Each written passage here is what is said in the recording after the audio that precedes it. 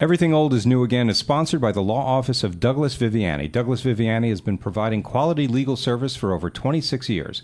We're a general practice firm and can handle any legal matter you may have for a reasonable fee. If you're involved in a car accident, starting a business, planning your estate, or need a criminal attorney, please call 631-681-1910 or email us at vivianilaw@aol.com for a free consultation. Get the justice you deserve. Contact the law office of Douglas Viviani at vivianilaw@aol.com.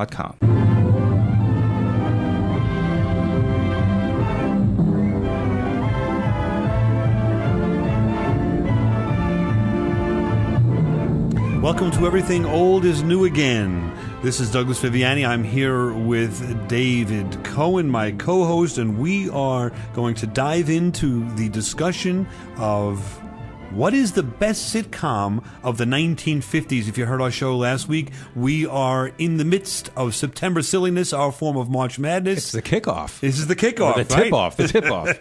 And we are going to examine we feel the 8 top sitcoms of the 1950s, compare them, contrast, and at the end of the show come out with a winner that will go on to the semifinals, a number of shows from now. Right. So let's talk about a recap of the rules. We have a rating system where Dave and I have gone through this in detail and rated. Number 1, is the show consistently funny? Are there laughs every show? Number 2, is the show still funny to this day? In reruns, is there some longevity? Number 3, are there quotes, lines, routines, catchphrases that are used in the lexicon today? And number 4, are there lovable, iconic, or recognized characters? We rate them on a scale of 1 to 5 and come out with a number. We're not going to bore you with that. If you send us an email at oldnewagain.com, or I should say oldnewagain@aol.com, and you really want to know what our numbers are, send us a note. I'll send you a copy. We have them right here. The accounting firm of PricewaterhouseCoopers tabulated our votes, and we have them right here. 1 to 5, 1 being the lowest, 5 being the highest. We're going to start with the first entry, the Phil Silvers Show. That New York Yankees don't mean nothing. That's just a name. They're really Southern Mountain Boys.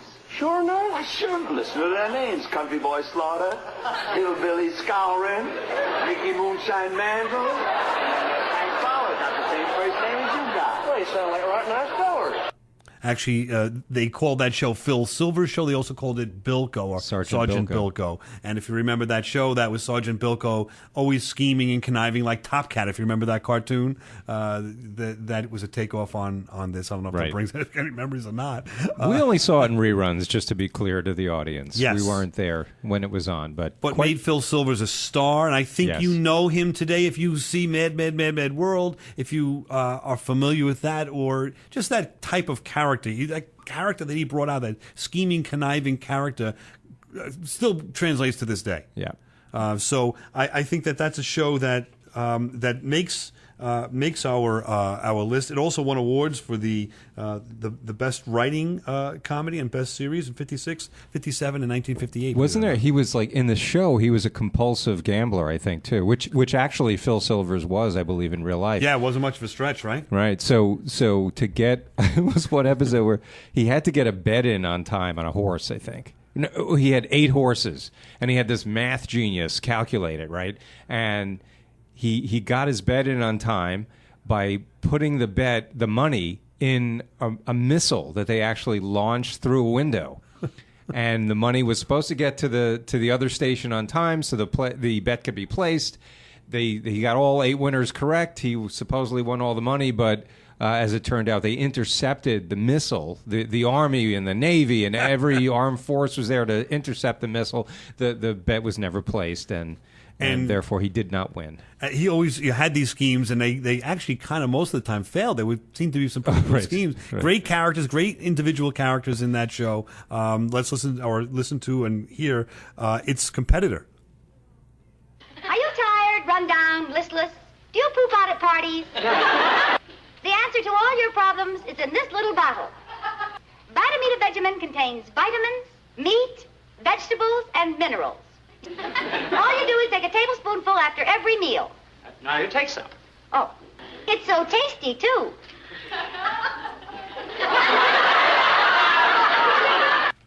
her physical comedy kind of doesn't translate there, but I use a clip. She's hard because a lot of the comedy in that show was her physical reactions. I Love Lucy, by the way, just to be clear, if people didn't know that. True.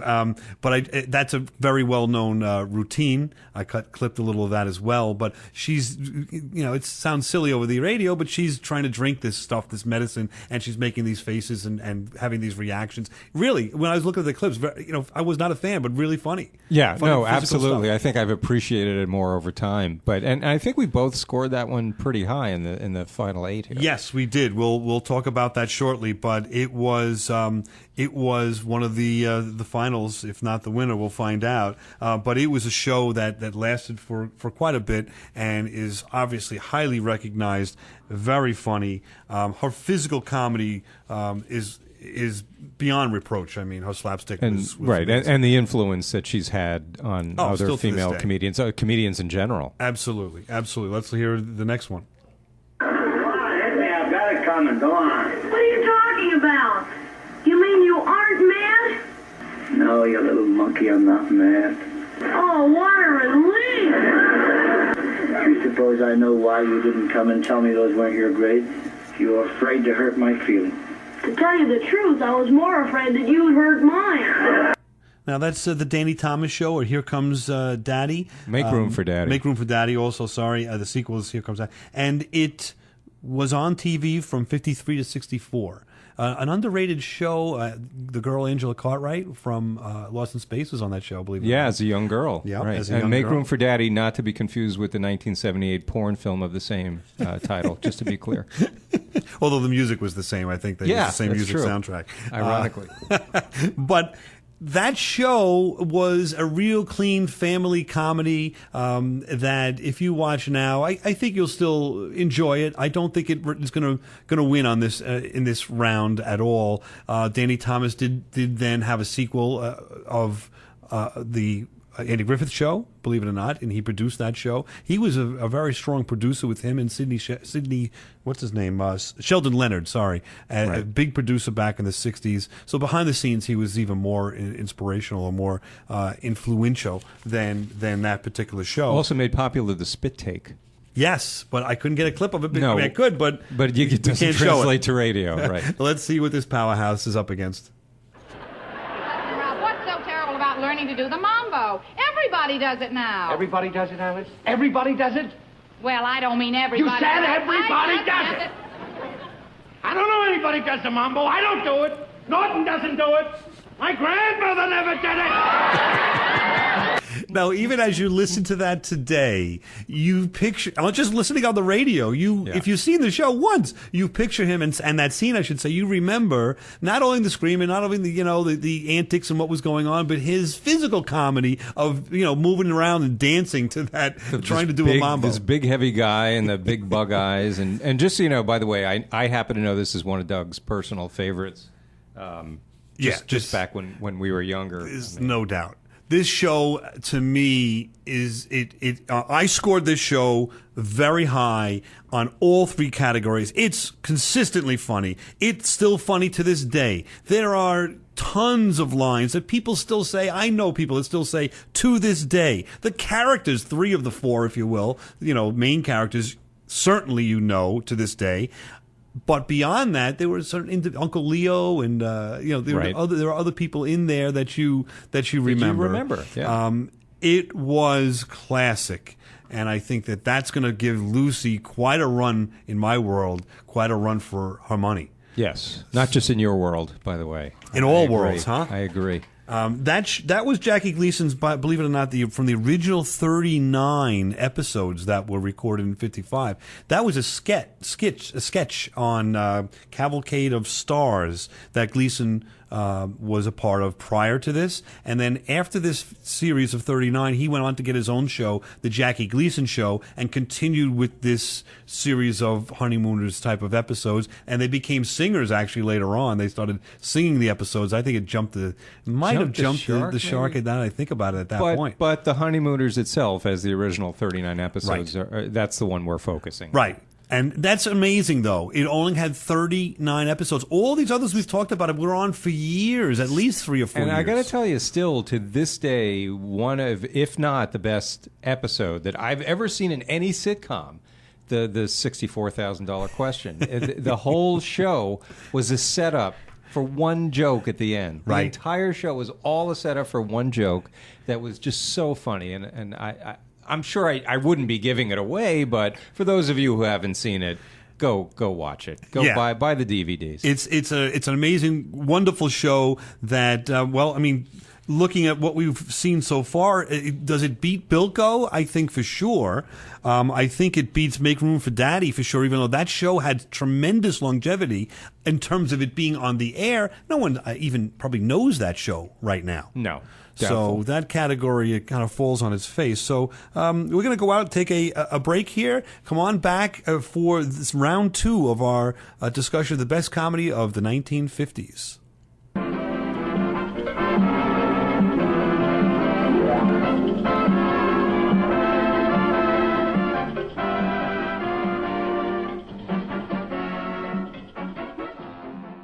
This portion of Everything Old is New Again is sponsored by ResumeDoctorInc.com. When you're seeking to change your career, apply for a promotion, or are trying to find a job, your resume is the first thing that's seen that represents you to a potential employer.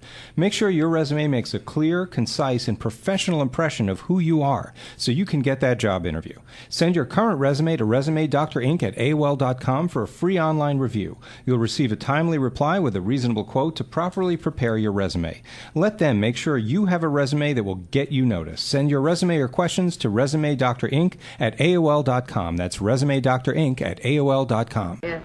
All right, there's a famous radio and television comedian who was born in Waukegan, Illinois. Jack Benny! Jack Benny! Jack Benny! Jack Benny! I got it! Jack Benny! Jack Benny! I know it! Jack Benny! Wait a minute. We know it's Jack Benny, Mr. Forsythe. For many years, this bum has been lying about his age. Now, for $3,000...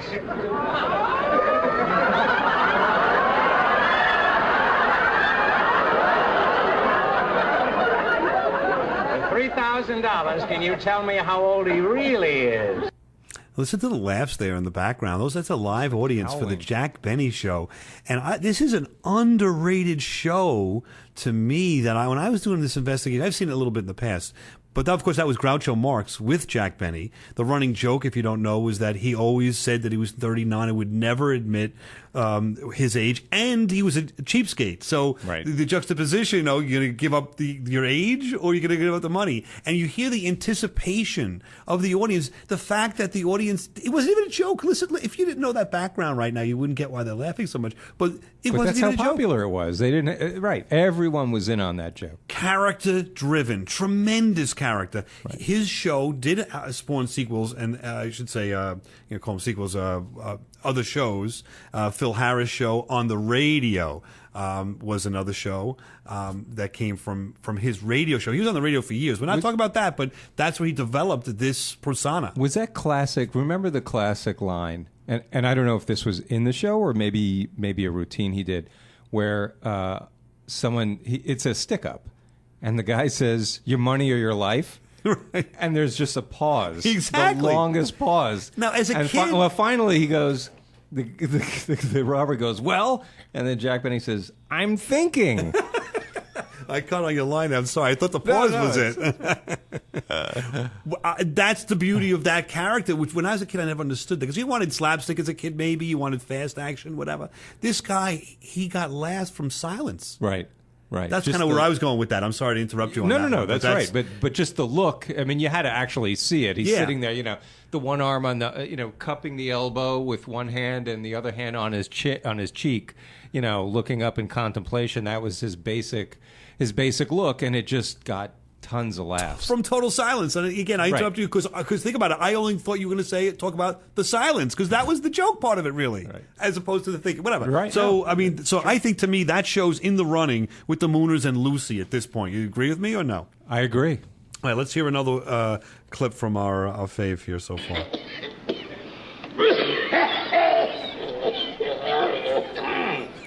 It pays to buy the best.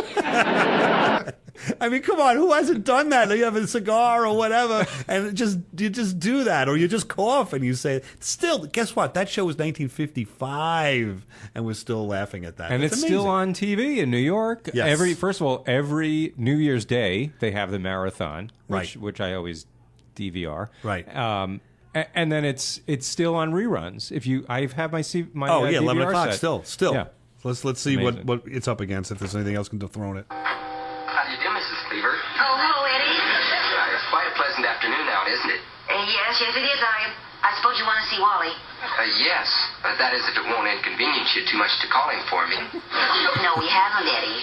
He went over to Penny's house to get some wheels for his coaster. And Wally was worried about him because he's pushing Penny's dog carriage home. Oh, that is a matter of concern. I certainly hope no one slaughters the little fellow.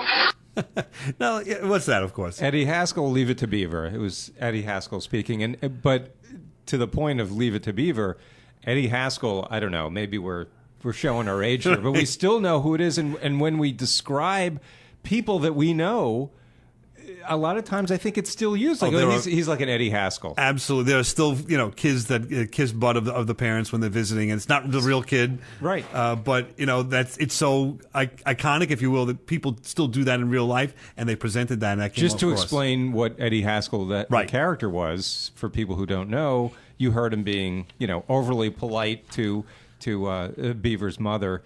But in the show, he was a scheming, up to no good, devious little brat.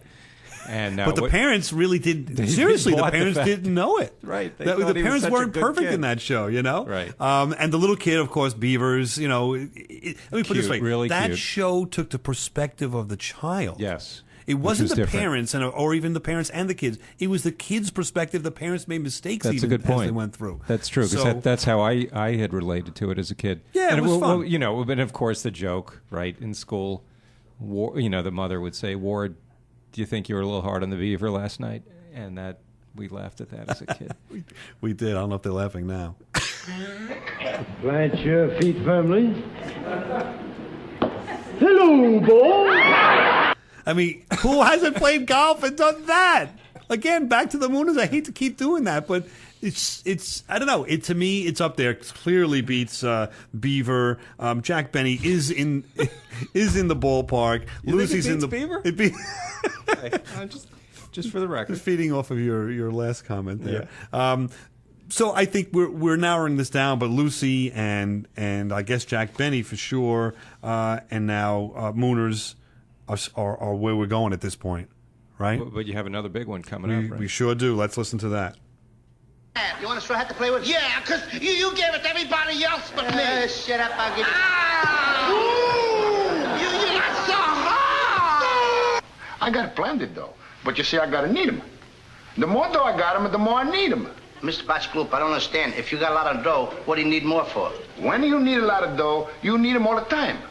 You understand? An idea. First, you get up, say, about 3 o'clock in the morning. Now, you milk 30 or 40 cows. After you milk the cows, you go down, you carry in 15 or 20 buckets of water from the well. After that, you chop down a tree, make 15 or 25 or 30 cords of firewood. You take the firewood, you pile it up and get it all set. Then you feed 200 or 300 chickens, and then you feed 50 or 60 goats, and you slop the hogs, and zingo, you're ready for breakfast.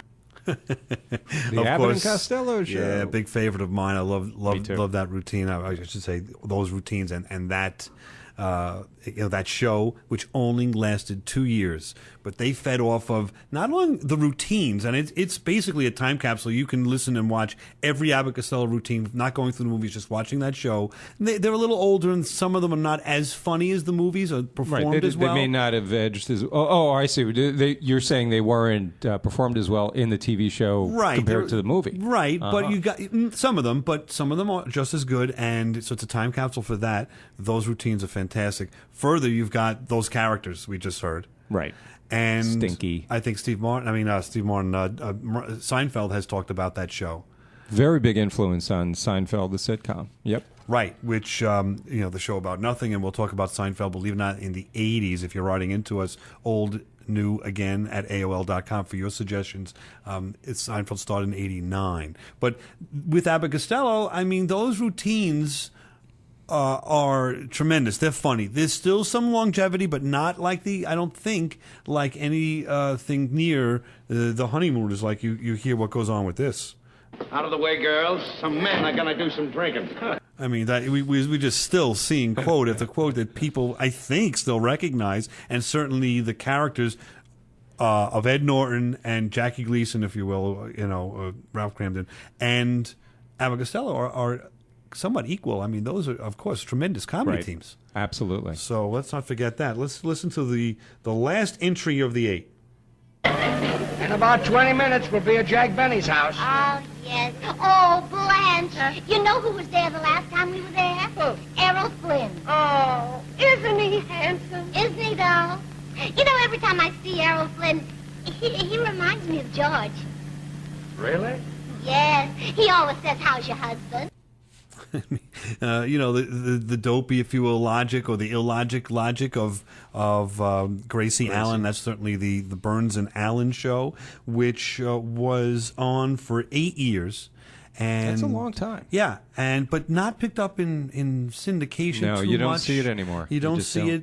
So I think it kind of falls on its face that way. Not that it wasn't funny, but it also wasn't in the top ratings. I think at that era, Jack Benny, ratings-wise, beat everybody for the longest time.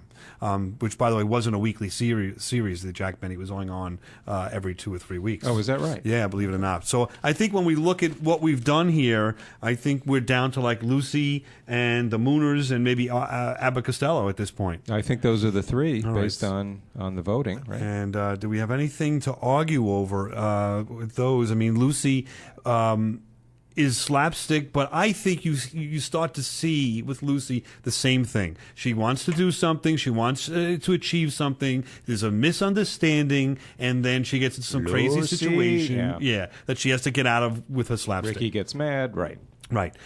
So that's that. I think that, and then Abbott Costello is great and all, but I think they're fall to the wayside because no one's really quoting that now. I think we're going to label our winner the Honeymooners. Oh, baby, you're the greatest. Thank you very much. We will be back with you next week with the 1960s. What's the greatest sitcom of all time? We have our finalists from the 50s and everything. The Honeymooners. Exactly.